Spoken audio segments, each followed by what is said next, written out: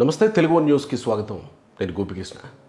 తెలంగాణలో ప్రస్తుతం హైడ్రా సృష్టిస్తున్న సంచలనం అందరిలోనూ చర్చనీయాంశమైన నేపథ్యంలో అంతే చర్చనీయాంశం మెదక్ ఎంపీ రఘునందన్ రావు గారు అయ్యారు. ప్రస్తుతం ఆయన మనతో ఉన్నారు, మాట్లాడదాం. నమస్కారం రఘునందన్ రావు గారు. సార్, ఈ విషయంలో తప్పెవరిది, శిక్ష ఎవరికి? ఎందుకు రఘునందన్ రావు గారు అందరూ అనుమానాలు వ్యక్తం చేస్తుంటే, ఈవెన్ బీజేపీ ఎంపీలు కూడా, కేంద్ర మంత్రులు కూడా అనుమానాలు వ్యక్తం చేస్తుంటే, ఎందుకు రఘునందన్ రావు గారు నేరుగా సమర్థించి సంచలనం అవుతున్నారు? రఘునందన్ రావు రాజకీయాల్లోకి వచ్చే కంటే ముందు సైన్స్ టీచర్గా పనిచేసినాడు. సార్, సైన్స్ ఏం చెప్తుందంటే ప్రకృతిని, పర్యావరణాన్ని మనం కాపాడుకోకపోతే మానవ మనుగడకి ముప్పు వస్తుంది అనేటువంటి విషయం ఒక సైన్స్ టీచర్గా పలు సందర్భాలుగా నేను పలు వేదికల మీద చెప్తూ వచ్చినటువంటి వ్యక్తిని. నేను చెప్పింది నిజమో అబద్ధమో అని చూసుకోవడానికి మన దేశంలో జరిగినటువంటి కొన్ని తాజా సంఘటనలు ఉదాహరణగా కనబడతా ఉంటాయి. ఉదాహరణకి 1 month బ్యాక్ కేరళలో వాయనాడ్ అనేటువంటి ఒక జిల్లాలో ప్రకృతి విధ్వంసం సృష్టించింది. వరదలు వచ్చినాయి, ల్యాండ్ స్లైడ్స్ జరిగినాయి, వందలాది మంది చనిపోయినారు, వేలాది మంది నిరాశ్రయులని చూసినారు. ఎందుకు జరిగింది అది? ప్రకృతిని మీరు విధ్వంసం చేస్తే, కొండ ఉండదగ్గాల్సిన కొండ ఉండాలి, నీళ్ళు ఉండాల్సిన దగ్గర నీళ్ళు ఉండాలి. ప్రకృతితో మనిషి సహజీవనం చేయాలి, కానీ ప్రకృతిని విధ్వంసం చేసి ఎకలాజికల్ ఇంబ్యాలెన్స్ తీసుకొచ్చి మనం బతుకుతాం, పక్కన ఉండాలని చంపేస్తామంటే కుదరదు అట్లా. సో ఐఎమ్ సైన్స్ టీచర్గా నేను రాజకీయాలకు అతీతంగా మాట్లాడుతూ చెప్తున్నటువంటి విషయం ఇది. నేను ఇప్పుడు చెప్పినటువంటి కొత్తగా అనుకున్న విషయం కూడా కాదు. 2-3 సంవత్సరాల క్రితం కేదార్నాథ్ దేవాలయానికి పోతే భక్తుల పరిస్థితి ఏమైందో చూసారు. ఉత్తరాఖండ్లో వరదలు ఎట్లా వచ్చినాయో మనం చూస్తూ ఉన్నాం. దేశవ్యాప్తంగా అనేక మెట్రో సిటీస్ చిన్న వాన వస్తే ఎట్లా మునిగిపోతున్నాయో చూస్తూ ఉన్నాం. అంతేందుకు ఆఖరికి మన భాగ్యనగరం చూస్తే కూడా చిన్న వర్షం పడితే, 1/2 hours వర్షం పడితే ఎక్కడ మాన్యువల్ తెరుస్తుందో తెలియదు. 2 సంవత్సరాల పిల్లలు, 4 సంవత్సరాల పిల్లలు మాన్యువల్లో పడి కొట్టుకుపోయినారనే వార్తలు చదువుతుంటే మనిషి అనేటువంటి ప్రతి గుండె స్పందించాలని కోరుకుంటారు. 18 సంవత్సరాల అమ్మాయి స్కూటీ మీద వస్తూ వానొచ్చిన వరదలలో కొట్టుకుపోయి చెరువులో శవాలు 5 వెళ్తుంటే ఆ తల్లుల తండ్రుల గుండె కొత్త తెలిస్తే హైడ్రా గురించి ఎవరు మాట్లాడొద్దు నెగటివ్గా. హైడ్రా ఏదో రేవంత్ రెడ్డి కోసం పెట్టుకుందో, నిర్ణయాలు వచ్చిందో కాదు. ఫస్ట్ తెలుసుకోవాల్సింది ఏంటంటే 1994లో హైదరాబాద్లో మీరాలం ట్యాంక్ అనేటువంటి ఓల్డ్ సిటీలో ఉన్న మీరాలం ట్యాంక్ కబ్జాగా అయిందంటే నాటి ముఖ్యమంత్రి కోట్ల విజయభాస్కర్ రెడ్డి గారు రేచల్ చటర్జీ అని ఒక IAS ఆఫీసర్ని పంపించి అక్కడ ఉన్నటువంటి అక్రమ కట్టడాలన్నింటినీ గులగొట్టారు. నేను ఇలా ఓపెన్గా ఒక సవాల్ విసురుతున్నా మీడియాని. పోయి ఇలా మీరాలం ట్యాంక్ ఏడుందో చూడండి. మీరాలం ట్యాంకులో సుక్క నీరుందేమో చూడండి. కాలనీలు వచ్చినాయి మీరాలం ట్యాంకులో. మీరేమన్నారు? తప్పేవరిది అన్నారు. అనుమతి ఇచ్చిన GHMC తప్పు, కట్టుకోవడానికి పర్మిషన్ ఇచ్చినటువంటి టౌన్ ప్లానింగ్ ఆఫీసర్ తప్పు, FTAలో కడితే కళ్ళు మూసుకున్న రెవెన్యూ అధికారులే తప్పు, చెరువులను పరిరక్షించాల్సిన ఇరిగేషన్ అధికారులే తప్పు. శిక్ష ఎవరికి అంటే కొనుక్కున్న వాళ్ళకి. తప్పు మరి అది సమంజసమా? ఇప్పుడు శిక్ష కొనుక్కున్న వాళ్ళకి, 10 మందికి శిక్ష పడడం కోసం 1,40,00,000 మంది ఉన్న భాగ్యనగరాన్ని మీరు ముంచేద్దాం అనుకుంటున్నారా? ఏం మాట్లాడుతూ ఉన్నారు? ఎందుకు విమర్శిస్తున్నారు? విమర్శలకి కొంచెం ఆలోచించి మాట్లాడాలి. ఇది విమర్శ కాదు, కొంచెం క్లారిటీ. 2,522 లేకులకి FTL బఫర్ జోన్లు ఫిక్స్ చేసి చెరువులలో కన్స్ట్రక్షన్ జరగొద్దని చెప్పి తెలంగాణ ఉమ్మడి ఆంధ్రప్రదేశ్ హైకున్నప్పటి నుంచి హైకోర్టు చెప్తూ వచ్చినాయి. సాక్షాత్తు ఈ దేశ సర్వోన్నత న్యాయస్థానం చెప్పింది, సుప్రీంకోర్టు లేకులలో, కుంటలలో, నాలాలకు అడ్డంగా బఫర్ జోన్లలో కన్స్ట్రక్షన్లు చేస్తే తప్పు అని చెప్పినారు. మరి అదే కోర్టులు స్టేలు ఎట్లా ఇస్తున్నాయి సార్? నేను అదే అడుగుతా ఉన్న కోర్టులని. ఈ దేశంలో అన్నిటికంటే పెద్ద కోర్టు సర్వోన్నత న్యాయస్థానం సుప్రీంకోర్టు. సుప్రీంకోర్టు కూలగొట్టమని చెప్పింది, నిర్దాక్షిణ్యంగా కూలగొట్టమన్నది.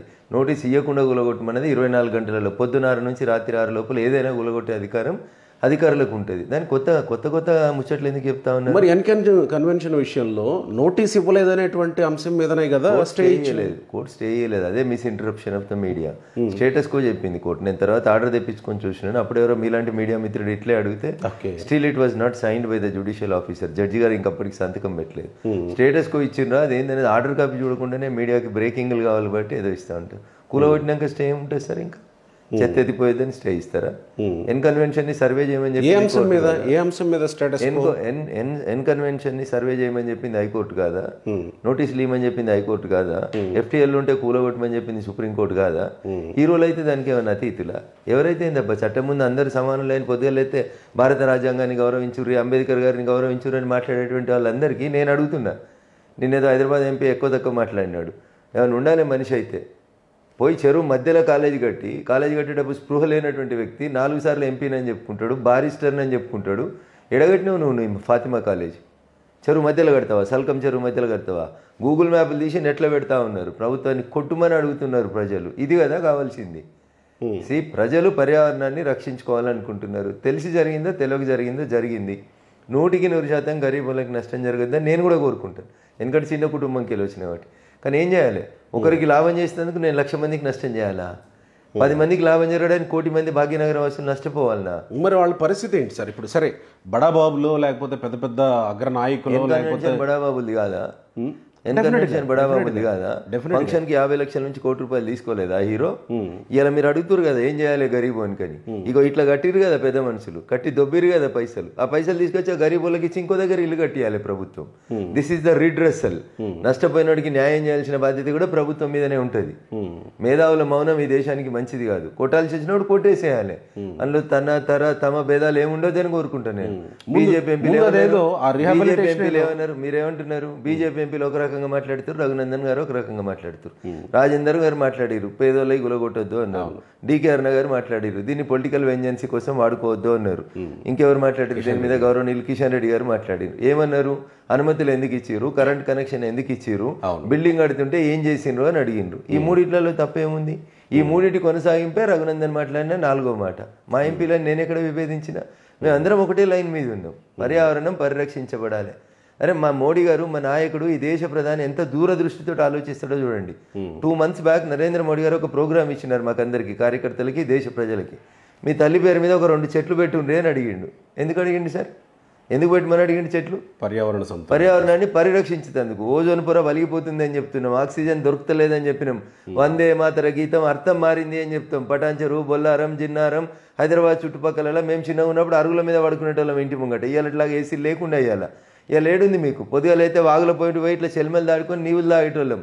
పటాన్చెరు పక్కన ఉన్న నక్కవాగు చచ్చిపోయిందని సుప్రీంకోర్టు చెప్పింది.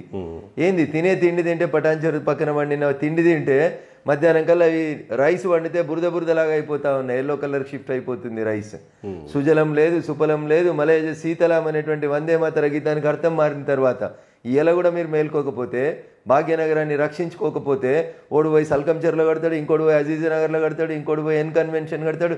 ఎవరిని ఉద్ధరించి తందుకు కడుతురు మీరు? ఇక్కడ సల్కంచెరు అంశాన్ని మీరు ప్రస్తావించారు కాబట్టి అదే ఎమ్మెల్యే మళ్ళీ మాట్లాడుతూ, ఎమ్మెల్యే అక్బరుద్దీన్ ఓవైసీ మాట్లాడుతూ, కావాలంటే నా మీద బుల్లెట్ల వర్షం కురిపించండి, కావాలంటే నా మీద కత్తులతో దాడి చేయండి, అక్కడ ఉన్న విద్యార్థుల్ని మాత్రం అన్యాయం చేయొద్దు, పేద విద్యార్థులకు మేము చదువు చెప్తా ఉన్నాం, ఒకవేళ మీరు అలాంటి ప్రయత్నాలు ఏమన్నా జరిగితే కనుక విద్యార్థులే మీకు సమాధానం చెప్తారు అనేలాగా మాట్లాడుతుంటే ప్రభుత్వం సాహసం చేస్తుందా అనే అనుమానాలు ఇంకా ఉన్నాయి. ఇట్లాంటి ఈ చిన్న వాటికి తాటాకుల చప్పులకి కుందేలు బెదిరితాయని అనుకుంటలేను నేను. అట్లా మాట్లాడితేనే ఆయన ఒకసారి శ్రీకృష్ణ జన్మస్థానానికి పోయిండు. ఎక్కువ మాట్లాడద్దు. Government is always powerful. Power అనేది గవర్నమెంట్ దగ్గర ఉంటుంది. ఏమైతుంది? పేద విద్యార్థులకు ఎన్ని సంవత్సరాలు దొబ్బినావు కదా ఫీజులు, ఫ్రీగా నడిపిస్తుండా ఫాతిమా కాలేజ్? నువ్వు దారుసలంలో కట్టిన మెడికల్ కాలేజ్ ఫ్రీగా నడిపిస్తున్నావా? ఎడ్యుకేషన్ ఇన్స్టిట్యూషన్ పేరు మీద 100 కోట్లు సంపాదిస్తలేవా? వాటిని తీసుకొచ్చి ఇంకో దగ్గర కట్టు కాలేజీ, నష్టపోయే విద్యార్థుల కోసం ఇచ్చే. లేవా మీకు ఆస్తులు? ఎంఐఎం ఆస్తులు ఎన్ని ఉన్నాయి చెప్పమనుండ్రి, దారుసలం ఆస్తులు ఎన్ని ఉన్నాయి చెప్పమనుండ్రి, మీ అన్న కడుతున్న బంగ్లా ఎన్ని ఎకరాలలో కడుతుండో చెప్పమనుండ్రి. మాట్లాడుకుందాం వాటి గురించి. అంటే నువ్వు మతాన్ని అడ్డం పెట్టుకుని నాటకాలు వేస్తే అంటే ఎందుకు ఊరుకుంటారు? చట్టం ముందు మీరు సమానులు గారా? మీరు కొట్లాడతారు కదా మేము కూడా ఈ దేశ పౌరులమే అని. ఈ దేశ పౌరులు అయితే ఈ దేశ రాజ్యాంగాన్ని గౌరవించు, ఈ దేశంలో ఉన్న కోర్టులు ఇచ్చినటువంటి జడ్జిమెంట్లను గౌరవించు. మీ అన్న బారిస్టర్ కదా, అడుగు బారిస్టర్ గారిని, సుప్రీంకోర్టు కూలగొట్టమని చెప్పిందా లేదా అడుగు. అంటే నాకు అధికారం ఉంది, నేనేదో కాంగ్రెస్కి ప్రో ఉన్నా కాబట్టి రేవంత్ రెడ్డి నేను ఇద్దరం చిన్నప్పుడు రోడ్ల మీద తిరిగినాం, ఈ ముచ్చట్లన్నీ అసెంబ్లీలో వాళ్ళు ఎవరు అధికారంలో ఉంటే వాళ్ళకి అదే భజన చేస్తారు కదా. మరి ఇప్పుడు ఒకవేళ అక్కడ వరకు వెళ్ళకపోతే ప్రభుత్వం, ఈ హైడ్రా అక్కడ వరకు వెళ్ళకపోతే రఘునందన్ రావు గారు ఇంతే స్థాయిలో వెళ్లాల్సిందే అనే విషయం మీద పోరాటం ఇంతకంటే గట్టిగా మాట్లాడతాడు రఘునందన్ ఎక్కడ భయపెట్టాల్సినటువంటి అవసరం లేదు. ఎందుకంటే నేను తప్పు దిక్కులేను, నేను ధర్మం దిక్కున్నా, నేను న్యాయం దిక్కున్నా. నేను ఒక అడ్వకేట్గా చట్టం తెలిసిన వ్యక్తిగా మాట్లాడుతా ఉన్నా. ఎందుకు అక్బరుద్దీన్ ఓవైసీలో అయితే కాలేజీ గులగొట్టొద్దా? రఘునందన్ రావు అయితే గులగొట్టాలి, అక్బరుద్దీన్ ఓవైసీ అయితే గులగొట్టొద్దా? హిందువులకు న్యాయం, ముస్లింలకు న్యాయమా ఈ దేశంలో? బరాబర్ చట్టం ముందు అందరూ సమానమే. ఇక్కడ హిందువులు ముస్లింలు ఎందుకు వస్తున్నారు? మరి ఆయన దేని బట్టి కొట్లాడుతున్నాడు ఇప్పుడు? దేని గురించి బెదిరిస్తుండు ఆయన? దేని గురించి ప్రభుత్వాన్ని బ్లాక్మెయిల్ చేస్తుండు? నీ మీద బుల్లెట్లు కురిపించాల్సిన అవసరం ప్రభుత్వాలకు ఏముంటుంది? నువ్వు చేసే తప్పు పనులకి ఎవడన్నా తప్పుడు వ్యక్తి ఇంకోటి చేసి ఉంటాడు నీ మీద బుల్లెట్. దానికి ప్రభుత్వానికి ఏం బాధ్యత ఉంటుంది? ఏదో సెంటిమెంట్ నెరవేర్ చేసి ఇదేదో ముస్లింల ఇన్స్టిట్యూట్ కాబట్టి కూలగొడతా ఉన్నారు. మీ అన్న బారిస్టరు, ముందర ఆయన పోయి దగ్గర నిల్చొని కూలగొట్టియాలి. అది సుప్రీంకోర్టు జడ్జిమెంట్ చదువుకోవాలి, పంపించమంటే పంపిస్తా, తెలియకపోతే. ఇదేం పద్ధతి? దేని బట్టి అడ్డం పెట్టుకుంటున్నావు?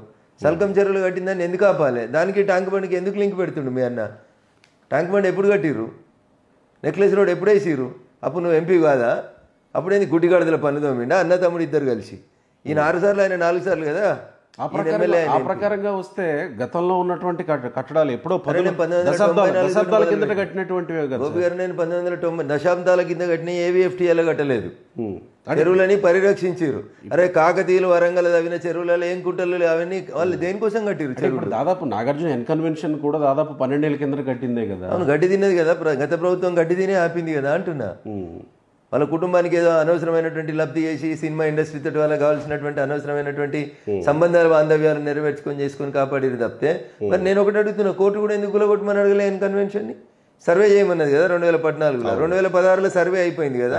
16 లాస్ట్లో ఆ జడ్జి గారు పిలిచి అది ఎందుకు కూలిపోలేదు, ఇంకెందుకు ఉన్నదని ఎందుకు అడగలేదు జడ్జిలు? They are not part of the society. పర్యావరణం దెబ్బతింటే జ్యుడిషియరీకి బాధ్యత ఉండదా? ఎస్, డెఫినెట్గా ఉంటుంది. అట్లా మాట్లాడతావు రఘునందన్ జడ్జిల గురించి? నేను జడ్జిల గురించి వ్యక్తిగతంగా మాట్లాడతలేను. సమాజ హితం కోసం పనిచేయాలి. సమాజంలో ఉన్నటువంటి 4 వ్యవస్థలు అని చెప్పుకునేటువంటి 4 pillars of this democracy should work for the poor of this country, should work for the democracy of this country. ఒక కోర్టు ఏమో సుప్రీంకోర్టు ఏమో కూలగొట్టమంటుంది, హైకోర్టు ఏమో స్టే ఇస్తుందా? ఇదేం పద్ధతి? ఇదేం న్యాయం? ఇక్కడే పేదల విషయంలోనే ఎవరో హైదరాబాద్లో ఉన్నటువంటి జనాభా విస్తరణ ఎలా జరుగుతుందో మనం చూస్తా ఉన్నాం. అయితే ఇంత జనాభాకి తగినట్టుగా చెరువులలో కట్టుకుంటారా? ఇంత జనాభాకి తగినట్టుగా ఒక పేద మధ్యతరగతి వాడు ఇల్లు ఏదైనా కొనుక్కోవాలంటే చెరువులో కడతారా అంటున్నా? ఎవరో కడతారు, ఎవరో పర్మిషన్లు ఇస్తారు. కొనేటప్పుడు కొనేటప్పుడు పోయి మీకు బాధ్యత లేదా? వస్తుంది కదా. నేనేమంటున్నా, Raghunandan will stand for poor only. మా పార్టీ గరీబ్ నీకు నిలబడుతుంది. అయితే తప్పు జరిగింది అంటున్నాం, మేమే చెప్తున్నాం కదా. కిషన్ రెడ్డి గారు అడిగారు కదా, కడుతుంటే ఏం చేసిరో అని అడిగారు కదా, కరెంట్ కనెక్షన్ ఎట్లా ఇచ్చిరో అని అడిగారు కదా. మరి వాళ్ళ మీద కదా చర్యలు తీసుకోమంటున్నాం. ఆయన ఏమన్నా నా చుట్టమా కమిషనర్ ఏమన్నా తీసి జైలు వారు ఏమైనా అడుగుతున్నారు? అప్పుడు నేను ఏమంటున్నా, జిహెచ్ఎంసీలో పర్మిషన్ వచ్చిన రోజు ఆ ఏరియాకు ఉన్న కమిషనర్ ఎవరున్నారో ఆయన తెచ్చి రిమాండ్ చేయి. మరి అదే అంటున్నా, ముందు చేయాల్సింది కూలగొట్టడమా? నేను ఏమంటున్నాను, 2 సైమల్టేనియస్గా జరగాలి. మీరు గుడ్డు ముందా కోడి ముందా అంటే అది పంచాయతీ కుదరదు, అది తెగేది కాదు. నేను ఫస్ట్ ఏం చెప్తున్నా మీకు, చట్టం తన పని తను చేసుకుపోతుండాలి. జిహెచ్ఎంసీ కమిషనర్ అనుమతి ఇచ్చిండు, రిమాండ్ చేయి. రఘునందన్ రావు అడ్డం వచ్చిండా? రఘునందన్ రావు ఆయన తరఫున వకాలత్ చేస్తున్నాడా? గరీబోనికి న్యాయం చేయడానికి ప్రభుత్వం దగ్గర 100 మార్గాలు ఉన్నాయి. సల్కం చెరువులో కట్టిన కాలేజీ లోపల వచ్చిన ఫీజులు తీసుకురా, ఫీజులు తీసుకొచ్చి గవర్నమెంట్కి ఎన్ కన్వెన్షన్లో తీసుకున్న పైసలు తీసుకొచ్చి గవర్నమెంట్ తీసుకోమను, వసూలు చేయరి ముక్కుపిండి. తప్పు వేసి గవర్నమెంట్లో చెరువులో కట్టి సంపాదించిన డబ్బులను తెచ్చి ఎక్కడన్నా గరీబోళ్ళకి గులగొట్టాల్సిన పరిస్థితి వస్తే వాళ్ళకి ఇల్లు కట్టి ఏంరి. పొద్దున్నైతే ఇందిరమ్మల ఇల్లు అని చెప్తున్నావు, నీతో అయితే లేకపోతే ప్రధానమంత్రి ఆవాస్ యోజన కింద పైసలు ఇస్తున్నాం. ఇల్లు కట్టి అంటే ముందు అది కదా జరగాల్సింది. ఏ జరగాలి? ఒకవేళ 100 ఎకరాల ప్రభుత్వ భూములు ఉన్నాయి రింగ్ రోడ్ పక్కన. పెద్దలకు దారాదత్తం 100 కోట్లకి 1 ఎకరం చొప్పున ఎందుకు అమ్ముకుంటున్నారు? నిజంగా మీకు ప్రేమ ఉంటే నాలాలలో కబ్జాలు చేసిన వాళ్ళను, చెరువులలో కట్టిన వాళ్ళను, కుంటలలో కట్టిన వాళ్ళను, డిమాలిజ్ చేస్తున్న వాళ్ళని పిలిచి ప్రభుత్వం ఒక మాట చెప్పి, మీరు ఇక్కడ ఇంత నష్టపోతున్నారు, ఇక బయట మేము ఊరు బయట ఉప్పల్ బగాలు లెగాయితున్నాం, ఉప్పల్ లగాయితో ఏదో అంటారు కదా, ఒక లేఅవుట్ వేసి రాడనో లేకపోతే కోకా పెట్టినో ఒక లేఅవుట్ వేసి నష్టపోతున్న వాళ్ళందరికీ మనిషికి 200 గజాల స్థలం ఇస్తాం, మీరు ప్రభుత్వానికి సహకరించండి అని ఈమనుండి ప్రభుత్వాన్ని ఒక అఖిలపక్షం పిలువమనుండ్రి. మేము వద్దంటున్నామా? చెరువులలో కొడితే వద్దంటున్నామా? మెడికల్ కాలేజీలు కట్టి పైసలు సంపాదించిన వాళ్ళు మస్తు మంది ఉన్నారు కదా, వాళ్ళ దగ్గరికి వెళ్ళి ముక్కుపిండి వసూలు చేయి. ఇక్కడ సిపిఐ నారాయణ అన్నట్టు రేవంత్ రెడ్డి ప్రస్తుతానికి పులి మీద స్వారీ చేస్తా. నారాయణ గారు పొద్దుగాల ఇడ్లీతోటి చికెన్ తింటాడు, ఆయన గురించి నేను మాట్లాడాడు అనవసరం. కానీ ఆయన పిల్ల నాకు సంబంధం లేదు. నేను ప్రజల పక్షాన ఉండేటోని. ఈ భాగ్యనగరం పరిరక్షించబడాలని కోరుకుంటున్నా. ఇక్కడ ఉన్న 2522 చెరువులు కుంటలలో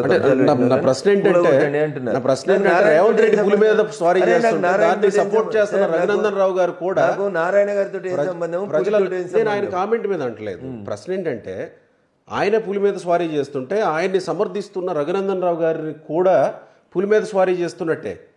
CPI MLA CPI party Congress తోటి పొత్తు పెట్టుకుంది. కాంగ్రెస్ బీజేపీ 2 భిన్న పార్శ్వాలు. సిపిఐకున్న ఒకే ఒక ఎమ్మెల్యే కూనంనేని సాంబశివరావు. మరి ఆయనతో పాటు ఉన్నాడా లేడా, నారాయణ గారికి సాంబశివరావు గారికి సంబంధాలు ఉన్నాయో నాకు తెలియదు. రఘునందన్ ఎప్పుడైనా ప్రజల పక్షానే ఉంటాడు. అది ఏ కొట్లాటైనా ప్రజల దిక్కే మాట్లాడతాడు. దీనికి రేవంత్ రెడ్డికి సపోర్ట్ చేసేది, కాంగ్రెస్ కి సపోర్ట్ చేసేది ఏముంది? పేద ఉందా? సల్కంచర్ ఎన్ కన్వెన్షన్ పేద ఉందా? సల్కంచర్ లో కట్టిన కాలేజ్ పేద ఉందా? మల్లారెడ్డి కట్టిన మెడికల్ కాలేజీలు పేదోళ్ళయా? పల్లారాజేశ్వరరెడ్డి కట్టిన అనురాగ్ యూనివర్సిటీ పేద ఉందా? ఏమన్నా ఫ్రీగా చదువు చెప్తురా? ఏం మాట్లాడతారు సార్? వాళ్ళంతా అన్ని తీసుకొచ్చి ఆ పైసలు తీసుకొచ్చి గరీబానికి ఇల్లు కట్టి ఉంటున్నా.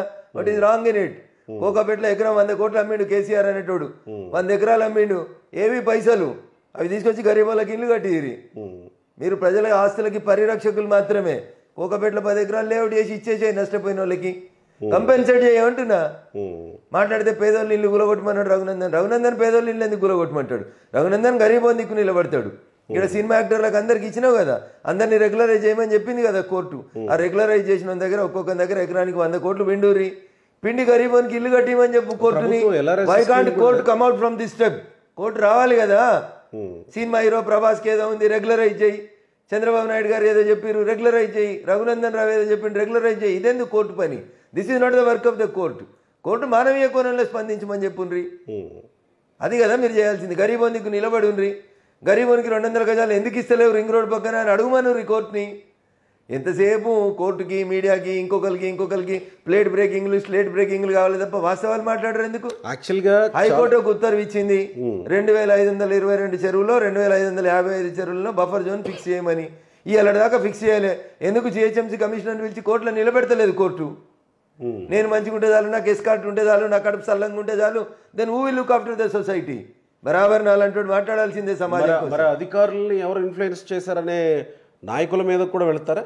మీరు ఎంతసేపు ఒకటే పర్సన్ తీసుకొని వస్తా ఉన్నారు. గరీబులకి ఏదో అన్యాయం అయింది సపోర్ట్ చేస్తారు. నాయకులు ఏ గరీబుల గురించి మాట్లాడుతూ అధికారులు ఏ గరీబుల గురించి మాట్లాడుతున్నారు? కన్నటి కొండ మీద పోయి చచ్చిపోయింది ఒక 18 ఏళ్ల కూతురు. నీకు ఆ కూతురు ఉంటే తెలుస్తుంది గరీబోని కష్టం. ఏం తప్పు చేసిందని నా కూతురు చచ్చిపోయింది. అర్ధగంట వాన పడితే ఏడ మోరి ఉందో ఏడ డ్రైన్ ఉందో తెలియక చచ్చిపోతుంటే వాళ్ళ కోసం ఎందుకు మాట్లాడారు? 4 సంవత్సరాల చిన్నారి మాన్యువల్ మూత తెరిచి ఇంటి ముంగట ఆడుకుంటూ పోయి మాన్యువల్ వాడి చచ్చిపోయింది. ఆమె గురించి ఎవడు మాట్లాడాలి? మీరు మాట్లాడుతున్నదాన్ని హైడ్రా చేస్తున్నదాన్ని ప్రజల కోణంలో ఖచ్చితంగా మేము కూడా సమర్థిస్తాం. మీరంటున్న జిహెచ్ఎంసీ కమిషనర్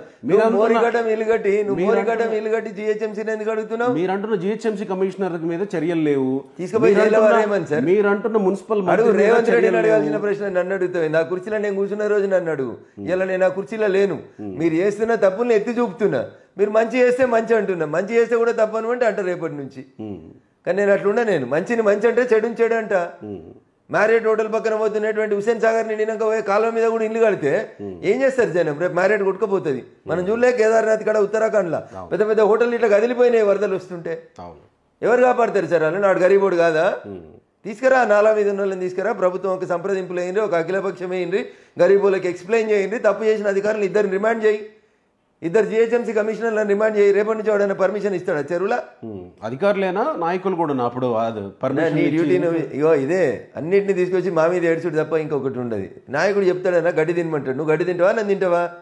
నాయకులకు తెలిసి ఉండదా? నాయకుడు గడ్డి తినమని చెప్పిండు. నాయకుడు గడ్డి తినమని చెప్పిండు. నువ్వు బ్యూరోక్రాట్ ఐఏఎస్ ఐపీఎస్ నువ్వు గడ్డి తింటావా? తినకపోతే ఏం జరుగుతుంది? ఏమైతుంది? హైదరాబాద్ లో జిహెచ్ఎంసీలో పనిచేసే బదులు ఆదిలాబాద్ లో పనిచేయి. ఏం రోగం నీకు? ఉద్యోగం అయితే తీసేసే అధికారం నాకు లేదు కదా. కనీసం సిగ్గొస్తే బాగుంటుందేమో అనుకో. రావాలని కోరుకోరు సార్, రావాలని కోరుకోరు. మంత్రులు ముఖ్యమంత్రులు ఇట్లా కూర్చుంటే అట్లా కింద కూర్చున్న ఐఏఎస్లు ఈ రాష్ట్రంలో ఉన్నారు. ఏం చేయాలి అంటున్నా? కలెక్టర్ ఆ కుర్చీలో కూర్చోమంటే లేచి కాళ్ళు మొక్కిన కలెక్టర్లను చూసిన రాష్ట్రం ఇది. ఏం చేయమంటారు? సిగ్గుపడాలి ఐఏఎస్లు ఐపీఎస్లు ఈ విషయాలకి. మేము ఇట్లా మాట్లాడితే మా మీద ఖండనలు ఇస్తారు, ప్రెస్ నోట్లు ఇస్తారు.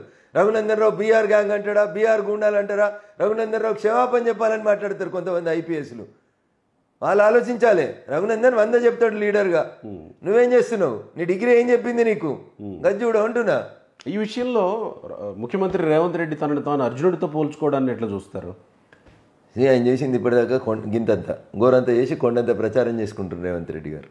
చేసుకుని ఆయన అధికారంలో ఉన్నాడు, చేసుకుని నేను దాన్ని నేను తప్పు పడతలేను. పని చేయమంటున్నా. నువ్వు నిజంగా అర్జునుడు అయితే సల్కం చెరుకు ఇలా జేసీబీలు పోవాలి, అంతేగాని బెదిరించుకుంటూ వదిలేయద్దు. మల్లారెడ్డి గారి కాలేజీలో పోవాలి, అనురాగ్ రెడ్డి గారి కాలేజీలో పోవాలి. ఈ 3 కాలేజీలు ఒకటే రోజు గులగొట్టు. వాళ్ళు ఏదో రాజకీయ కోణాలు ఆపాదిస్తున్నారు. రాజకీయం లేదు ఏదని చెప్పు.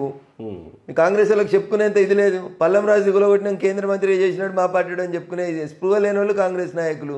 ప్రభుత్వం అట్లే ఉంది, అధికారులు అట్లే ఉన్నారు. చేసిన మంచిని జనానికి చెప్పే చేత కాకపోతే ఎట్లా? దానికి ఇంకా భగవద్గీతలు అర్జునుడు అభిమన్యుడు ఎందుకు మధ్యలో? చేసింది చేసినట్టు చెప్పు జనానికి. నేను మళ్ళీ డిమాండ్ చేస్తున్నాను, నేను మీ ద్వారా మళ్ళీ డిమాండ్ చేస్తున్నాను రాష్ట్ర ప్రభుత్వాన్ని. పొంగులేటి గారు రేవంత్ రెడ్డి గారు మాట్లాడాల్సిన అవసరం లేదు. Let the chief secretary crumb in front of the media. ఆమెకు ఎందుకు ధైర్యం లేదు? ఏ చెరువులు ఎవరు కట్టిరు, ఎంత FTL కబ్జా అయింది అనేది వాళ్ళ దగ్గర లేదా రికార్డు? ఆమె వచ్చి ఎందుకు ప్రెస్ మీట్ పెట్టది? ఆమె ఎందుకు చెప్పది? Irrespective of the parties, as the chief secretary of this state, it is my responsibility. I want to protect all the lakes అని చెప్పుండ్రి. ఇక పలానా లేఖల రఘునందన్ రావు కబ్జా చేసిండని చెప్పు, భయం ఎందుకు అంటున్నా. రైట్, కొంచెం పొలిటికల్ అంశాల విషయానికి వద్దాం. ఈ యూపీఎస్ విషయంలో కొంత ఆంధ్రప్రదేశ్లో, మిగతా రాష్ట్రాల్లో ఎలా ఉందో కానీ ఆంధ్రప్రదేశ్లో కూటమి ప్రభుత్వం అధికారంలో ఉంది కాబట్టి కొంత చర్చ నడుస్తూ ఉంది. కేంద్రం తీసుకొచ్చిన యూపీఎస్, ఇంతకుముందు సిపిఎస్ డిమాండ్ చేస్తూ ఉద్యోగులంతా ర్యాలీలు గందరగోళం చేసిన పరిస్థితి మనం చూసాం. ఇప్పుడు కేంద్రం యూపీఎస్ తీసుకొచ్చి దీన్నే అమలు చేయమంటే మేము తీసుకొచ్చాం కదా జీపీఎస్, దీనికంటే పెద్ద కేంద్రం తీసుకొచ్చింది ఏమన్నా పెద్ద ఉపయోగపడేదా ఉద్యోగులకి? పైగా 25 సంవత్సరాల సర్వీసు ఉంటేనే యూపీఎస్ అమలవుతుంది అని అంటున్నారు. పేద మధ్యతరగతి వాళ్ళు లేదా రిజర్వేషన్లలో ఉద్యోగాలు పొందిన వాళ్ళు 25 ఏళ్ల సర్వీస్ ఎక్కడ వస్తుంది? దాదాపు 40 ఏళ్ల వరకు వాళ్ళకి ఉద్యోగాలు పొందడానికి అవకాశం ఉంది కదా అనే డిమాండ్ వస్తున్న నేపథ్యంలో దీని మీద కూడా కాంగ్రెస్ కూడా వ్యతిరేకిస్తూ ఉంది. కొంచెం క్లారిటీ ఇస్తారా సార్ దీని మీద? కాంగ్రెస్ బీజేపీ ఏం చేస్తే దాన్ని వ్యతిరేకించడం తప్పితే వాళ్ళకి ఏం తెలియదు. వాళ్ళకి గుడ్డిగా వ్యతిరేకించడం. భారతీయ జనతా పార్టీ నరేంద్ర మోడీ గారు ఏదైనా చేసిరు అనుకోరు, మనం దాన్ని వ్యతిరేకించాలి. సార్ ఒకవేళ పొరపాటున నరేంద్ర మోడీ గారు ఎవరైనా కాంగ్రెస్ వాళ్ళు మంచి చేసిరని చెప్తే కూడా దాన్ని కూడా వ్యతిరేకిస్తారు. వాళ్ళకి మాకు సంబంధాలు అంటే కడతారు. ఇంత దుర్మార్గులలో. అందుకనే ఇందాక చర్చలో చెప్పిన మీతోటి, మంచిని మంచి అనేటువంటి నేచర్ లేకపోతే రాజకీయం అయితేంది, మీరు ఇంకెవరైతేంది, అన్యాయమైనటువంటి విషయం.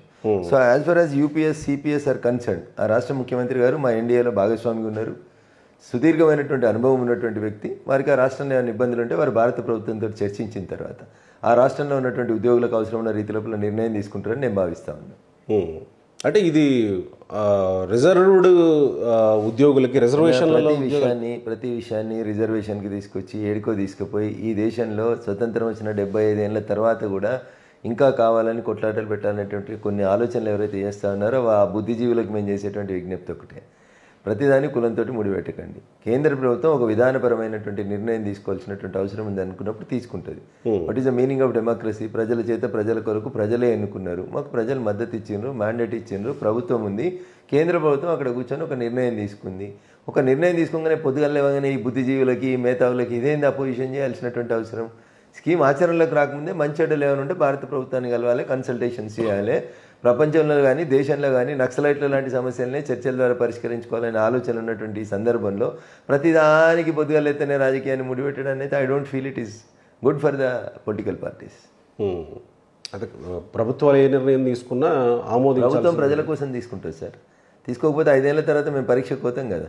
సిపిఎస్ రద్దు చేయమని కోరుతూ వచ్చింది అదే కదా sir, contributory pension scheme. Sir భారత ప్రభుత్వం ఏ నిర్ణయం తీసుకున్నా అదొక విధానపరమైనటువంటి నిర్ణయం.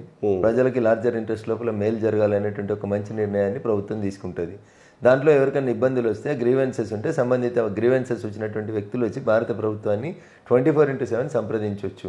నిజంగా అన్యాయం జరుగుతుందని భావిస్తే భారత ప్రభుత్వం దాన్ని సరిదిద్దుతుంది. టెన్షన్ ఎందుకు సార్? మరి ఎందుకు వక్ఫ్ సవరణ బిల్లు విషయంలో ప్రజల ప్రయోజనార్థమే తీసుకుని ఉంటే ఎందుకు తెలంగాణలో వక్ఫ్ బోర్డు వ్యతిరేకిస్తూ ఉంది దాన్ని? సో నేను అదే చెప్తా ఉన్నా, కాంగ్రెస్ పార్టీ, కమ్యూనిస్టులు, ముస్లిం మైనార్టీ సోదరులలో ఉన్న ఒక వర్గం మేమేం చేసినా వ్యతిరేకిస్తూ ఉన్నారు. దాన్ని మమ్మల్ని ఏం చేయమంటారు? విస్తృత స్థాయి చర్చల కోసమని జాయింట్ పార్లమెంటరీ కమిటీకి ఇచ్చింది భారత ప్రభుత్వం. చర్చలు అయిన తర్వాత పార్లమెంట్లో చట్టం అయితే వస్తుంది. తెలంగాణ చాలా వాటిని వ్యతిరేకిస్తుంది, అసదుద్దీన్ చాలా వాటిని వ్యతిరేకిస్తాడు. అసదుద్దీన్ మొత్తం ఓల్డ్ సిటీలో ఉన్న చెరువులన్నీ మాకే ఇచ్చేయమంటాడు. ఇచ్చేస్తారు ఏంది? హైదరాబాద్లో కనబడ్డ ప్రతి భూమి వక్ఫ్ భూమి అంటాడు. ఇది వెనకడికి నిజాం నవాబు కాబట్టి మేము ఏది చెప్తే అదే వక్ఫ్ భూమి అంటే దాన్ని ఎట్లా ఇచ్చేస్తారు? నేను ప్రాతినిధ్యం వహించే మా మెదక్ పార్లమెంట్లో నార్సింగ్ అనేటువంటి మండల్లో ఒక 3 ఊర్లు ఈ మొత్తం వక్ఫ్ అని డిక్లేర్ చేసిరు. ఈ దేశానికి స్వతంత్రం వచ్చి నుంచి ఎవరికి పట్టా ఇస్తలేరు. 3 తరాల నుంచి రైతులు అదే భూమిలో ఉన్నారు. ఆఖరికి ఇల్లు కట్టుకునే జాగాలు కూడా వక్ఫ్ భూములే అంటారు. ఇదేం పంచాయతీ నాకు తెలియదు. మరి కోర్టులు ఇక్కడ ఎందుకు ఇన్వాల్వ్ కావో నేను అదే అడుగుతా ఉన్నా. కోర్టు ఏం చెప్తుంది? 12 సంవత్సరాలు ఒక వ్యక్తి ఒక బిల్డింగ్లో కానీ ఒక స్థలంలో కానీ కంటిన్యూస్గా పొజిషన్లో ఉంటే అడ్వర్స్ పొజిషన్ కింద ఆయన దానికి ఓనర్ అవుతాడు, క్లెయిమ్ చేసుకోవచ్చు. దేశానికి స్వతంత్రం వచ్చినప్పటి నుంచి 3 ఊర్లు మొత్తం వక్ఫ్ అనే రాస్తారు సార్. వాళ్ళకి రైతు బంధు రాదు, రైతు రుణమాఫీ రాదు, రైతు ఎవరైనా ప్రమాదవశాత్తు చనిపోతే రైతు బీమా రాదు. ఊర్లు వక్ఫ్ అయింది సార్, నాకు అర్థం కాదు. ఇదేం చట్టం సార్? అంటే పూర్తిగా కలెక్టర్ల చేతిలోకి వెళ్ళిపోతే వక్ఫ్ కాదు అని అంటే మనం ఏం చేసేదేం లేదు, అంటే ఇప్పుడు ఈ దేశంలో ఉన్నటువంటి రెవెన్యూకి అధికారి ఎవరు సార్? జిల్లా స్థాయిలో కలెక్టరే కదా. మరి వక్ఫ్ అయితే ఏంది అతీతమే? రెవెన్యూ రికార్డులన్నీ కలెక్టర్ దగ్గర ఉండొచ్చు. అవును కదా. హిందువుల భూములన్నీ కలెక్టర్ దిద్దొచ్చు. కానీ ముస్లింలకు వచ్చి ఎవరో నలుగురు కూర్చొని ఇది వక్ఫ్ అంటే కలెక్టర్ ముట్టుకోవద్దా? రెవెన్యూకి ఇంకా వేరే అధికారి ఎవరైనా ఉన్నారా కలెక్టర్ కాక? దీన్ని మతం కోణంలో తీసుకొచ్చినప్పుడు మీరు మాట్లాడుతుంది మతం కోణం కాబట్టి చెప్తా ఉన్నాం మేము. కలెక్టర్ అధికారం ఏంది? Collector is everything. Is a district magistrate. ఆయనే కలెక్టర్ అధికారం ఏందో తెలియకుండా ఎవడు పడితే వాడు ఏది పడితే అది మాట్లాడితే నేనేం చెప్తానా? కలెక్టరే కదా రెవెన్యూ రికార్డ్స్ ని పరిరక్షించాల్సింది. ఇంకెవరైనా ఉన్నారా? రాజకీయ నాయకులు పరిరక్షిస్తారా? Is a revenue officer. Is భూముల్ని పరిరక్షించాల్సిన బాధ్యత కలెక్టర్లు, చీఫ్ సెక్రటరీలు, రెవెన్యూ సెక్రటరీలు, CCLA మీద ఉంటుంది. కలెక్టర్కి బాధ్యత ఇస్తే మీకేంది ఇబ్బంది? సో ఆయన న్యూట్రల్ గా విని ఆ పరిష్కారం చేస్తే మీకు తప్పు అనిపిస్తుందా? ఇప్పుడు ఈ 3 ఊర్లు ఉన్నాయి, మీరు వక్ఫ్ ఊర్లు అని రాసిరు. ఎవరికి చెప్పుకోవాలి? నేను కలెక్టర్ కాదా చెప్పాల్సింది? సరే అది వక్ఫ్ తీసేసి ఆయన ఇల్లు 20 ఏళ్ళ నుంచి ఉంటుండు సార్, 50 ఏళ్ళ నుంచి ఉంటుండు ఇల్లు. రేపు బ్యాంక్ లోన్ కొందామంటే పట్టా వస్తలేదు. ఈమెను అడిగితే తప్పేంది? కలెక్టర్ అయిపోతే ఎవరు ఇస్తారు సార్? ప్రతిదానికి మతం కొనని తీసుకొస్తారేంది? ప్రతిదానికి మతం ఎందుకు? అంటే సల్కం చెరువులో ఫాతిమా కాలేజ్ గులగొట్టమంటే మతం వస్తుంది. అసదుద్దీన్ ఓవైసీ మాట్లాడితే మతం వస్తుంది. వక్ఫ్ భూముల మీద ఒక డిస్కషన్ పెడదామంటే మతం వస్తుందా? ఏం సార్ మతం? గుడి మాత్రం ఇష్టం ఉన్నట్టు గుళ్ళ జాగాలు అమ్ముకోర్రి, మసీదుల జాగాలు మాత్రం ఇవన్నీ వక్ఫ్ భూములు, మసీద్ భూములు అనుకుంటే కబ్జాలు చేసుకుంటూ పోండి. దీన్ని ఎట్లా సమర్థిస్తారు? అంటే ఇప్పుడు ఎవరైతే ముస్లిం మైనారిటీలు ఉన్నారో ఇది మనకు వ్యతిరేకంగా వస్తుందేమో అనుకునే ప్రమాదం ఉంది కదా ఇలాంటి ప్రచారం. కాంగ్రెస్, కమ్యూనిస్టులు, మేధావులు, కొన్ని టీవీ ఛానళ్ళు పొద్దుగాలు లేస్తే విషం కక్కుతూ ఈ దేశంలో ఉన్నటువంటి హిందువులకు అన్యాయం చేస్తూ ఉన్నాయి. వాళ్ళకి జ్ఞానోదయం కలగాలని ఆ భగవంతుని నేను ప్రార్థిస్తున్నాను. రిజర్వేషన్ల వర్గీకరణ విషయంలో చాలామంది వ్యతిరేకిస్తున్నా కూడా నరేంద్ర మోడీ నేరుగా వచ్చి ఇక్కడ హైదరాబాద్లోనే జరిగినటువంటి సభలో నేను అనుకూలం, నేను మద్దతు ఇస్తున్నా, ఏ పోరాటంలోనైనా నేను అండగా ఉంటానని చెప్పి వెళ్ళారు. ఆ తర్వాత సుప్రీంకోర్టులో వచ్చినటువంటి తీర్పు 2004లో వచ్చినటువంటి తీర్పుకు భిన్నంగా వచ్చింది. ఇది రాజకీయ తీర్పా, నేరుగా సుప్రీంకోర్టు తీర్పా? 341 ఆర్టికల్ని సవరించకుండా, పార్లమెంట్లో చట్టం చేయకుండా రాష్ట్రాలకు అధికారం ఎట్లా వస్తుంది అనే ప్రశ్న వస్తున్నప్పుడు దాన్ని సమర్థిస్తున్న పార్టీగా ఆ రోజు సుప్రీంకోర్టు తీర్పు వచ్చినప్పుడు మీరు మందకృష్ణ మాదిక్ గారితో కలిసి ప్రెస్ మీట్ పెట్టినటువంటి వ్యక్తిగా ఏం చెప్తారు సార్? ఇప్పుడు 2 విషయాలు సార్ ఇందులో. ఒకటి, మీరు అన్నారు 2004లో ఇచ్చిన జడ్జిమెంట్ 2024లో తిరిగి రాసిరు. చాలా జడ్జిమెంట్లను తిరిగి రాస్తుంటారు కోర్టులు. దానికి మాకేం సంబంధం ఉంటుంది? ఒక వ్యక్తిగా నేను అభిప్రాయం చెప్పినాను. భారత ప్రధానిగా, భారతీయ జనతా పార్టీ నాయకుడిగా నరేంద్ర మోడీ గారు మందకృష్ణ మాదిగ గారి మీటింగ్కి వచ్చిన మాట 100% వాస్తవం. వారికి అభిప్రాయాలు ఉండొద్దా? అంటే దాంట్లో ఉన్నటువంటి 58 కులాలు అనుకుంటా, ఉపకులాలు, I'm not wrong and subject to correct, 58 లేదా 59 కులాలు ఉన్నాయి. వాళ్ళకి న్యాయం జరగొద్దని మీరు కోరుకుంటున్నారా? డెఫినెట్ గా జరగాల్సిందే. ఏడ జరిగింది? ఈ దేశానికి స్వతంత్రం వచ్చిన 75 ఏళ్ళలో ఏడ జరిగింది అంటున్నా. ఒక జడ్జి గారు అందులో క్రిమి లేయర్ ఉండొద్దు అని చెప్పిండ్రు. దాని మీద కూడా కోడిగుడ్డు మీద ఈకలు వీక్తురు. ఏం చెప్పారు? డాక్టర్ బిఆర్ అంబేద్కర్ గారు రాసిన రాజ్యాంగం ఏం చెప్పింది? ఒక తరము లేదా 2 తరాలు రిజర్వేషన్స్ని ఎంజాయ్ చేస్తే తర్వాత తరాల రిజర్వేషన్స్ని వాడుకోవద్దు అని చెప్పినాయి. ఐఏఎస్ల కొడుకులు ఐఏఎస్లు అవుతారు, ఎమ్మెల్యేల కొడుకులు ఎమ్మెల్యేలు అవుతారు. ఊర్లలోకి వచ్చి చూడురు సార్, పల్లెటూర్లలోకి వచ్చి, మా ఊర్లలోకి వచ్చి చూడుర్రి. దళితులు, బహుజనుల పరిస్థితి ఏముందో చూడండి. చూడకుండా ఎందుకు మాట్లాడతారు? 2 కులాలు ఎంజాయ్ చేయాలి, మిగతా 59 కులాలలో ఎవరికి రావద్దు రిజర్వేషన్ అనేటువంటి మాట ఎందుకు? మరి కులగణన జరగాలని దేశంలో అందరూ లొల్లి పెడుతురు కదా. మరి వాళ్ళకి రిజర్వేషన్ ఉండమనే చెప్పింది కదా అంబేద్కర్ గారు. చెప్పింది ఏంది? పెరిగిన సంఖ్యకు అనుగుణంగా దళితులకు, ఎస్సీలకు కానీ ఎస్టీలకు కానీ రిజర్వేషన్స్ పెంచుమన్నారు. క్రిమిలేయర్ అన్నారు. క్రిమిలేయర్ ఆడ కూర్చున్న 7 జడ్జీలలో ఒక జడ్జి మాట్లాడిందని నేను ప్రస్తావిస్తున్నా మీకు. అది కూడా రఘునందన్ ఇన్ఫ్లుయెన్స్ చేస్తే జడ్జి గారు మాట్లాడారు. రఘునందన్ రావు ముగ్గురు. నేను ఉండాలని చెప్పలేను. మీరు అడిగినారు కాబట్టి నేను ఏం చెప్పిన అంటే, జడ్జి గారు ఒకరు ప్రస్తావించారు. But it is not everything. అక్కడ కూర్చున్న 7 జడ్జీలలో మెజారిటీ ఏది ఉంటే అదే తీర్పు అవుతుంది. ఇంతకుముందు 3 జడ్జీలు ఇచ్చిన జడ్జిమెంట్ ని 7 జడ్జీలు సమీక్షించే అధికారం కోర్టుకుంది. ఇది రాజకీయ జడ్జిమెంట్ అని అడిగారు మీరు. ఇంతకంటే అన్యాయమైన ఆరోపణ ఇంకొకటి ఉండదు. అయితే పోయి సుప్రీంకోర్టు వర్గీకరణను ఎవరైతే వ్యతిరేకిస్తున్నారో వాళ్ళు అంటున్న అంశాన్ని మీరు సుప్రీంకోర్టు చీఫ్ జస్టిస్ గారిని అడుగుండ్రి. సుప్రీంకోర్టు చీఫ్ జస్టిస్ గారు మాకు వ్యతిరేకంగా కూడా చాలా జడ్జిమెంట్లు ఇస్తున్నారు. మాకు ఇన్ ద సెన్స్ ప్రభుత్వానికి వ్యతిరేకంగా. అయితే మాకు అనుకూలంగా ఇస్తే రాజకీయ తీర్పు, మాకు వ్యతిరేకంగా ఇస్తే కాంగ్రెస్ వాళ్ళ తీర్పా? కోర్టులను కూడా ఎందుకు మలినం చేయాలనుకుంటున్నారు? 2004లో కేసేస్తే 2024 దాకా 20 ఏళ్ళు నడిచి ఒక జడ్జిమెంట్ వస్తే కూడా ఆ జడ్జిమెంట్ కూడా రాజకీయ కోణం ఆపాదిస్తే ఇంతకంటే దుర్మార్గం ఏముంటుంది దేశంలో? మీకు నరేంద్ర మోడీ గారి మీద విశ్వాసం ఉండదు, భారత ప్రభుత్వం మీద విశ్వాసం ఉండదు, అంబేద్కర్ గారు రాసిన రాజ్యాంగాన్ని నమ్మరు. నీకు నచ్చితే అది రంభా, నీకు నచ్చకపోతే అది మురికి అంటే ఎట్లయితుంది? ఇక్కడ ఎస్సీల్లోనే వైషమ్యాలు సృష్టించి ఎస్సీల్లో ఒక సామాజిక వర్గాన్ని బీజేపీకి దగ్గరగా రాజశేఖర రెడ్డి గారు మాదిగల వర్గీకరణ జరగాలని తీర్మానం చేసిరు. గవర్నర్ చంద్రబాబు నాయుడు గారు చేసిరు, చంద్రశేఖరరావు గారు చేసిరు, రేవంత్ రెడ్డి గారు చేసిరు. అంటే ఏంది ఎవరి తప్పు? మీరు ఎవరి పక్షాన్ని మాట్లాడుతున్నారు? ఆ రోజు ఎందుకు నోరు మూసుకున్నారు? మరి ఆ రోజు ఏకంగా అసెంబ్లీలనే తీర్మానాలు చేసి పంపించారు కదా సార్. ఏమైంది? ఎందుకు కడుపున వస్తుంది? 2004 జడ్జిమెంట్ మీకు అనుకూలంగా ఉంది, 2024 జడ్జిమెంట్ ఇంకొక వర్గానికి అనుకూలంగా ఉంది. పార్లమెంట్లో చట్టం కావాల్సింది కోర్టుల ద్వారా వస్తే పార్లమెంట్లో సవరణ చేయాల్సింది కోర్టుల ద్వారా వచ్చినందుకు ఏమన్నా వ్యతిరేకిస్తున్నటువంటి వాళ్ళకి ఇబ్బంది అనిపిస్తుంది? నాకు తెలియదు అది ఎందుకు వ్యతిరేకిస్తారో వాళ్ళే చెప్పాలి. అంటే నేను మంచిగా ఉండాలి కానీ నాకులో పోడు నా పక్కనోడు మాత్రం గుడిసెలే ఉండాలని కోరుకుంటే నేనేం చేస్తా దానికి? నేను 3 పూటలు బిర్యానీ తినవచ్చు, నా పక్కన ఉన్న కారం మెతుకులు కూడా దొరకొద్దని నువ్వు కోరుకుంటే నువ్వు మనిషి ఎట్లయితావు? అంటే ఇక్కడ ఇంత ఇన్హ్యూమన్ ఉండొద్దు సార్, ఏదో కోర్టుల ద్వారా తీర్పు వచ్చేసింది, మీ బాధలు మీరు పడండి అని కేంద్రం వదిలేస్తుందా? దీనికి ఏమన్నా శాశ్వతమైన పరిష్కారం ఇస్తుందా? ఏం శాశ్వత పరిష్కారం చెప్పింది కోర్టు? అధికారాన్ని రాష్ట్రాలకు బదలాయి రాష్ట్రాలు కులగణన జనగణన చేస్తామని బాగా జబ్బలు జరుచుకుంటారు కదా. చేసి భారత రాజ్యాంగం డాక్టర్ బిఆర్ అంబేద్కర్ గారు చెప్పినట్టు వాళ్ళకి రిజర్వేషన్స్ ఇయ్యింది, తప్పేముంది? అట్లా మీకు ఇబ్బంది ఏంది? దీనికి శాశ్వత పరిష్కారం ఆర్టికల్ సవరించడం అని అంటున్నారు. అదే పార్లమెంట్ లో చేయొచ్చు కదా. అదే నేనేమంటున్నా, నీకు నచ్చినట్టు నన్ను పనిచేయమని నువ్వెందుకు కోరుకుంటావు? నేను పనిచేస్తే నువ్వేమంటావు? నేను ఒక వర్గానికి వ్యతిరేకమని మాట్లాడుతావు నువ్వు. కోర్టు చెప్పింది కదా, వినుండ్రి, మేము వింటాం, మీరు వినుండ్రి. 2004 కోర్టు చెప్తే మేము విన్నాం కదా, ఇప్పటిదాకా వినలేదా? అట్లెట్ చెప్తే కోర్టు అని ఏమన్నా ధర్నా చేసినాం? మేము చేయలేదు కదా. మేము న్యాయస్థానాన్ని గౌరవిస్తున్నాం, మీరు గౌరవించుండ్రి. ఎలక్టోరల్ బాండ్స్ లో మాకు వ్యతిరేకమైన జడ్జిమెంట్ వచ్చింది, మీరందరూ అదే రాసిరు కదా పేపర్లలో, నరేంద్ర మోడీ గారికి వ్యతిరేకంగా జడ్జిమెంట్ వచ్చింది. మేమన్నా కోర్టు తప్పు పట్టినామా? ఏ జడ్జిమెంట్ అయినా స్వాగతించాల్సిందే. ఏం చేస్తారు? If you have any grievance go for an appeal.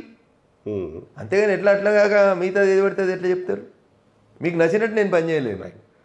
Court పని కోర్టు చేసుకుంటూ పోతుంది, ప్రభుత్వం పని ప్రభుత్వం చేసుకుంటూ పోతుంది. Right sir. తెలంగాణలో తెలుగుదేశం పార్టీని బలోపేతం చేయడానికి చంద్రబాబు నాయుడు ఎందుకు అంత వేగంగా ప్రయత్నాలు చేస్తున్నారు అధికారంలోకి వచ్చినటువంటి 3 నెలల్లోనే అనే ప్రశ్నకి చాలా సమాధానాలు లేకపోతే చాలా అనుమానాలు వస్తూ ఉన్నాయి. ఇది నరేంద్ర మోడీ ఆదేశమా? I'm not aware of that fact sir. నాకు తెలియదు చంద్రబాబు నాయుడు గారి ఆలోచన ఏందో నాకు తెలియదు సార్. నేను ఎప్పుడు వారిని కలవలేదు ఈ మధ్యలో.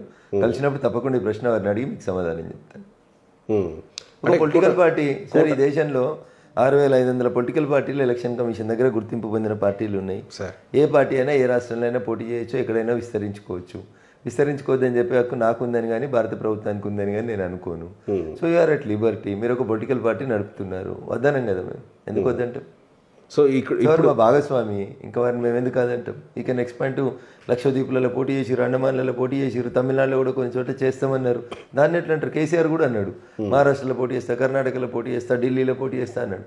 వద్దనే అధికారం ప్రభుత్వానికి ఎట్లుంటుంది, భారతీయ జనతా పార్టీకి ఎట్లా? ఏ పార్టీకి లేదు సార్. నేను అంటుంది మీరు ఎక్స్పాండ్ చేసుకోండి, తప్పే. నేను అంటుంది కేసీఆర్ గారు ఎక్స్పాండ్ చేస్తామన్నాడు, వద్దన్నదా సార్ బీజేపీ? భారత ప్రభుత్వం ఏమైనా వద్దన్నదా sir?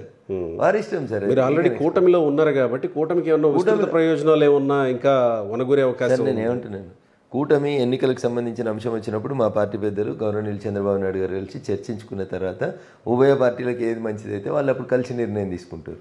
It is too early to comment something. చాలా రోజులు ఉన్నాయి కదా ఎలక్షన్స్ అన్నీ. ఎట్లా చూస్తారు? ఇండివిజువల్ గా పార్టీని బలోపేతం చేసుకోవడంగానే చూస్తారా, లేకపోతే భారతీయ జనతా పార్టీ కాశ్మీర్ నుంచి కన్యాకుమారి దాకా ఒంటరిగా ప్రతి బూత్ లో గెలవాలి, ఇగో ఇది మా లక్ష్యం. సో అనుకూలంగా ఉన్న చోట, అవకాశం ఉన్న చోట, విస్తరించాల్సిన చోట విస్తరించుకుంటూ పోతా ఉన్నాం. మేము బాగాలేని చోట మీలాంటి వాళ్ళ సాయం తీసుకుంటే మాకేమైనా లాభం జరుగుతుంది అనుకుంటే తప్పకుండా సాయం తీసుకుంటాం, ముందుకు పోతాం. మరి ఇప్పుడు గత అసెంబ్లీ ఎన్నికల్లో స్టాండే ఉంటుందా భారతీయ జనతా పార్టీకి? కేంద్రం ఏమన్నా వేరే నిర్ణయం తీసుకుంటే కేంద్ర నాయకత్వం మీరే చెప్తున్నారు అది గతమని. అది గతం, ఇది భవిష్యత్తు. భవిష్యత్తులో ఆ నిమిషానికి ఏ నిర్ణయం తీసుకుంటే ఎవరికి ఉపయోగకరంగా ఉంటుంది అని ఆలోచించి నిర్ణయం తీసుకుంటారు. Right sir. బతకడానికి struggle for existence, survival of the fittest లో 100 సంవత్సరాల క్రితం జరిగింది ఇవాళ జరగాలని లేదు, ఇవాళ జరిగింది రేపు జరగకూడదని లేదు. సో నేచర్, నేను ఇందాకే చెప్పిన, మన చర్చ మొదలైనప్పుడే నేచర్తో కంపేర్ చేస్తూ వచ్చింది. We are all driven by nature. మీకు ఇష్టం ఉన్నా ఇష్టం లేకున్నా నేచరే మనల్ని డ్రైవ్ చేస్తుంది. ఆ డ్రైవ్లో మనం నడవాల్సిందే. మీరు నేచర్కి వ్యతిరేకంగా పోతే మిమ్మల్ని ఎట్లా ఎలిమినేట్ చేయాలో nature will take appropriate action అని 1917లో టిఆర్ మాల్తూస్ అనే ఒక రష్యన్ ఎడ్యుకేషనిస్ట్ చెప్తాడు. భూమికి బరువు అయ్యే రీతి లోపల మనం పెరుగుతూ ఉంటే జనాభా నియంత్రించుకోకపోతే they will come, nature will control the population అంటాడు. ఇలా అదే జరుగుతుందని నేను అనుకుంటున్నా సైన్స్ టీచర్. అంటే టెక్నికాలిటీస్ తెలియదు కానీ జరుగుతున్న స్పెక్యులేషన్స్ బట్టి ఒక ప్రశ్న అడుగుదాం అనుకుంటున్నా. ఈరోజు కవిత బెయిల్ పిటిషన్ మీద విచారణ జరగబోతూ ఉంది. హరీష్ రావు, కేటీఆర్ కీలక నాయకులంతా ఢిల్లీలో ఉన్నారు. ఈరోజు బెయిల్ వస్తుంది, బెయిల్ రాబోతుంది అనేది ఒక స్పెక్యులేషన్. టెక్నికాలిటీస్ చూస్తే ఎట్లా అనిపిస్తుంది sir? So I don't want to comment anything on this one because 10:30కి ఆర్గ్యుమెంట్ స్టార్ట్ అయితే గవాయి గారు అని ఒక సుప్రీంకోర్టు సీనియర్ జడ్జి గారి ముందు బెంచ్ ముందు పిటిషన్స్ ఉన్నాయి. జడ్జి గారు ఇచ్చేటువంటి ఆదేశాలు కట్టుబడి ఉండండి అని చెప్పడం మినహా నేనేం మాట్లాడలేను. సో స్పెక్యులేషన్స్ అంటే మమ్మల్ని విమర్శించాలనుకున్నటువంటి పొద్దున్న లేస్తే ఒకటే రకంగా విమర్శ ఉంటుంది. పగోని పంచాంగం చెప్పమంటే పగటిలు చచ్చిపోతామని చెప్పిండంట. కాంగ్రెస్ వాళ్ళకి అంతకంటే ఎక్కువ ఏముంది? ఇప్పుడు ఇది తప్ప ఇంకొకటి మాట్లాడడానికి ఏం లేదు. మరి డిప్యూటీ సీఎం మనీష్ సిసోడియా గారికి బెయిల్ వచ్చింది. క్వైట్ న్యాచురల్గా మొదటి ముద్దాయికి బెయిల్ వస్తే రెండో ముద్దాయికి రావడానికి అవకాశం ఉంటుంది. దానికి కూడా కోడిగుడ్డు మీద ఈకల్ వీక్ తేవడం చేస్తాడు సార్. ఇప్పుడు నేను ఏమైనా మాట్లాడినా అనుకోండి, రఘునందన్ కవితకు బెయిల్ వస్తుంది అన్నాడు, ముందుగానే తెలుసా రఘునందన్కి, బీజేపీలకు ముందుగానే తెలుసా, ఎట్లా మాట్లాడతారు సార్ ఇట్లా? అదొక కోర్టు ఒక జడ్జిమెంట్ ఇస్తుంది, దాన్ని వారైనా మేమైనా మీరైనా ఎవరైనా కట్టుబడి ఉండాల్సిందే. మీ స్పెక్యులేషన్స్ కోసం మమ్మల్ని ఎందుకు బలి చేస్తారు? ఆ అంశాన్ని ప్రస్తావించినప్పుడే కదా ఈ రోజుకి వాయిదా వేశారు. మొన్న విచారణకు వచ్చినప్పుడు తెలియదు నాకు. I'm not following the supreme court sir. Okay, నాకు సంబంధం లేని కేసు అది. ఓకే, సంబంధం అంటే తప్పకుండా వెళ్ళి రిప్రజెంట్. సో ముందు వాళ్ళకి వచ్చింది కాబట్టి ఇప్పుడు రాకూడదని ఎందుకు అనుకుంటాం అనేది మీ రావచ్చు రాకపోవచ్చు sir. It all depends upon the mood of the judge and the facts of the case also. Mood of the judge అని కూడా అనొచ్చా సార్? అంటే మూడ్ ఆఫ్ ద జడ్జ్ అంటే నేను కన్విన్స్ చేసిన అనుకోండి, నా కన్విన్స్ తోటి వారు కన్విన్స్ అయినారు అనుకోండి, నా ఆర్గ్యుమెంట్ తోటి ఎస్ రఘునందన్ చెప్పిన లాజిక్ కరెక్టే అని అంటే ఆగిపోతారు. అనే ఒక ఆలోచనతో ఉన్నప్పటికీ కూడా ఫ్యాక్ట్స్ని నేను సరైన రీతి లోపల రిప్రజెంట్ చేసిన అనుకోండి, mood of the judge May change, రకరకాలుగా మారిపోవచ్చు. See, they are also human beings. They are into the public life. What is happening in the media, they are regularly following. ఏది మంచి ఏది చెడు సమాజానికి అనుకున్న దాన్ని బట్టే రాస్తారని నేను అనుకుంటున్నాను. మూడు అంటే మనిషి మూడు కాదు, అక్కడ కోర్టులో ఉండేటువంటి మూడు, ఆర్గ్యుమెంట్స్ మూడు అనే దాన్ని బట్టి. Right sir, thank you very much.